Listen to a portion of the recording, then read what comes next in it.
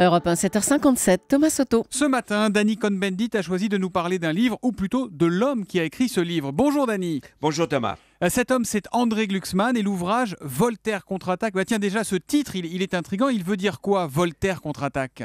Il veut dire qu'André Glucksmann contre-attaque avec Voltaire en relisant Candide. Il nous relie ou il nous oblige à relire avec lui Candide. Et avec Candide, nous découvrons que nous pouvons nous opposer au mal, par exemple, dans le monde d'aujourd'hui. Et André Glucksmann nous décrit justement ce mal. Il faut savoir, parce que vous ne l'entendez pas beaucoup à la télévision ou à la radio, ou même des interviews dans les journaux, qu'André Glucksmann est assez malade depuis une dizaine d'années. Et donc ce livre est un bilan, si on veut, de sa pensée philosophico-politique. Et on en retient quoi alors de cette pensée ? Qu'est-ce qu'il dit exactement dans ce livre ? Il nous dit que on s'est souvent battu pour le bien, mais en fait, il faut se battre contre le mal. Et il nous dit, un des grands remparts contre le mal, c'est justement, par exemple, l'Europe. Et j'ai lu dans ce livre des pages magnifiques sur l'Europe, sur le désir, non pas, d'Europe. Il n'encense pas l'Europe telle qu'elle est, il dit simplement, l'Europe, nous en avons besoin. Ce qu'est l'hymne à la joie, si vous voulez, en musique à l'Europe,